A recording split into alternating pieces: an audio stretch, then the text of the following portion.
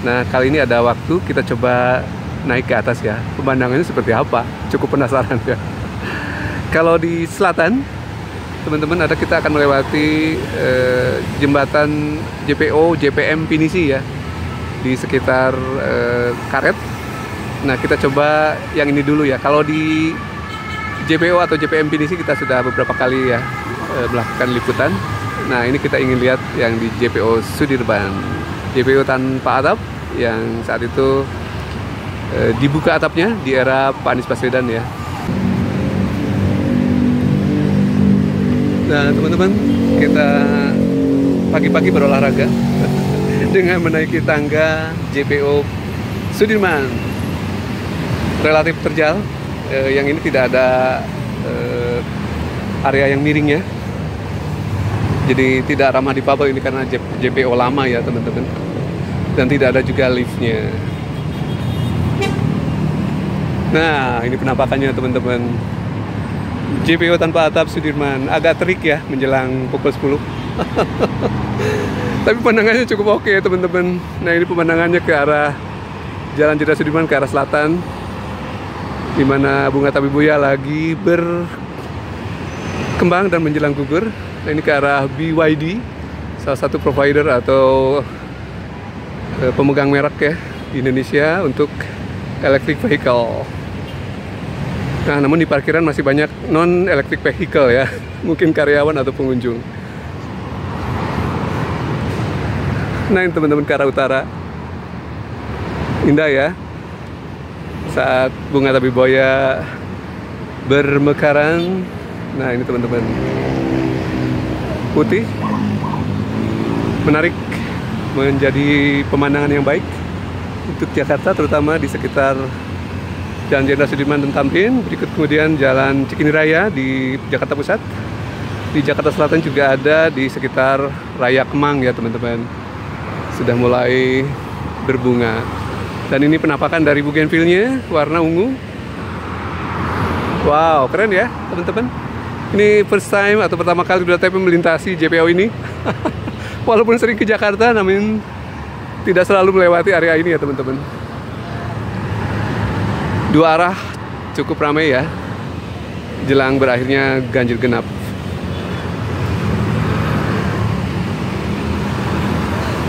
Ada former atau tempat BDTP bekerja dulu di sekitar JPO atau JPM Pinisi. Ada salah satu perkantoran dulu namanya Bank Bali Tower. Sekarang mungkin sudah berganti ke Mayapada Tower. Didominasi oleh area perbankan ya di Jalur Jenderal Sudirman ini. Jadi bisnis distrik Jakarta selain SCBD. Menarik juga pemandangannya, jadi terbuka ya, teman-teman. Ini ada Bumi Putra.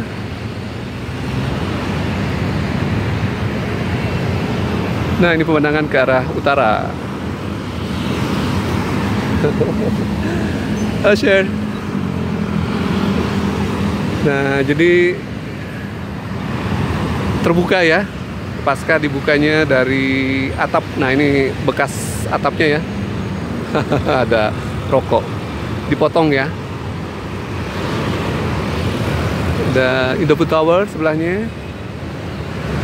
Nah, jadi sekarang praktis jalan kaki dengan jalur pedestrian yang cukup lebar, dengan jalur pembatas hijau dan jalur hijaunya yang cukup baik, menyebabkan pedestrian atau pejalan kaki melewati kiri kanan dari jalur ini lebih baik ya, menuju kantor ataupun pulang dari kantor.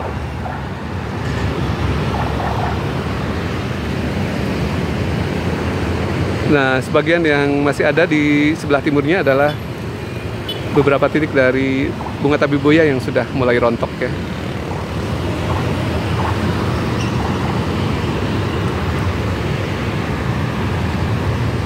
Bagaimana, teman-teman? Impresi terhadap keadaan di Jakarta dengan berkembangnya atau berbunganya tabebuya?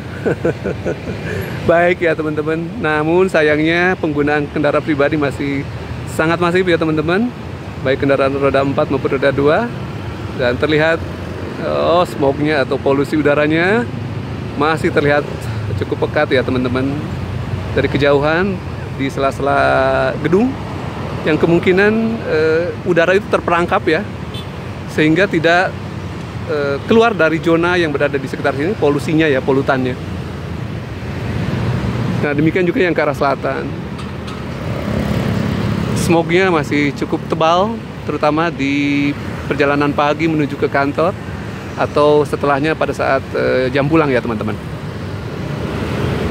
Oke, kita coba exit menuju ke jalur pedestrian di sebelah timur dari Jalan Jenderal Sudirman. Ini pengalaman pertama Roda TP melewati JPO ini, dan wow, cukup curam ya teman-teman.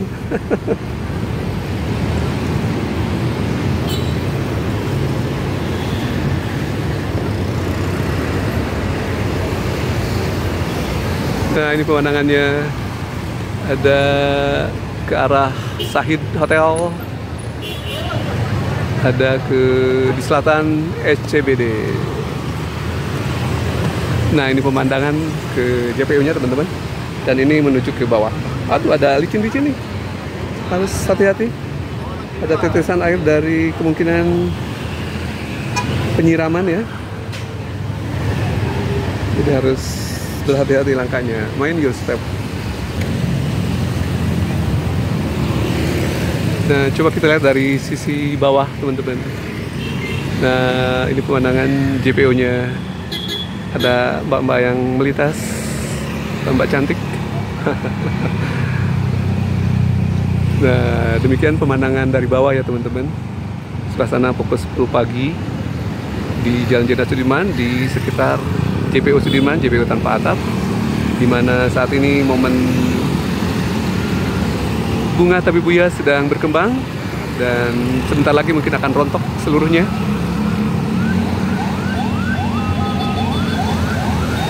Menjadi pemandangan yang baik untuk Jakarta.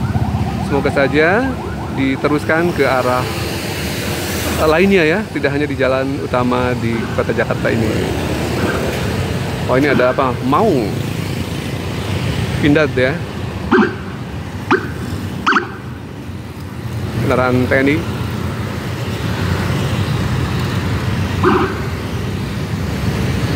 Nah, catatan yang Pilkada 2024 saja salah satunya adalah kemacetan dan polusi udara yang menjadi permasalahan akut di Jakarta. Dan ini perlu contoh dari pemimpin yang terpilih nanti ya teman-teman. Penggunaan transportasi baik oleh pemimpinnya maupun aparatnya, birokrasi, untuk memberi contoh penggunaan transportasi umum ya, untuk meredam atau mengurangi trafik di jalan raya, untuk penggunaan transportasi pribadi yang menjadi penyumbang dari polusi udara di Jakarta. Selain kebijakan lainnya teman-teman ya, penggunaan kendaraan listrik ataupun terutama kendaraan umumnya ya. Di Jakarta sejauh ini sudah ada 100 unit kendaraan listrik Transjakarta yang dicanangkan di era Pak Anies Baswedan, dan mulai realisasi pada tahun 2022 dan 2003 yang lalu ya, dan ngaret ya karena pengadaan yang terganggu oleh COVID. Ada beberapa merek, salah satunya adalah Build Your Dream atau BYD. Ya, ini yang kantornya ada di sini ya. Tapi khusus untuk electric vehicle yang moda transportasinya bus ya teman-teman. Jadi transportasi Pak Anies mendorongnya di transportasi umum dulu ya, bukan di transportasi pribadi. Karena prioritasnya bukan di kebijakan transportasi Jakarta pada era Pak Anies Baswedan adalah pertama pejalan kaki, kedua pesepeda, ketiga pengguna kendaraan umum. Jadi yang didorong elektrifikasi adalah di transportasi Transjakartanya yang bisa dikontrol melalui kebijakan Pemprov DKI Jakarta karena merupakan badan umum ya, badan layanan umum. Selain 100 unit dari bus Transjakarta, dikabarkan dalam waktu dekat juga akan realisasi dari 200 unit tambahan. Jika sejauh ini Transjakarta masih mengaspal di non-BRT untuk electric vehicle-nya, kemungkinan nanti di moda transportasi yang BRT-nya, yang menggunakan halte di tengah jalan ya, pemberhentian tengah jalan di median jalan, akan digunakan juga electric vehicle untuk rencana 200 unit yang akan datang.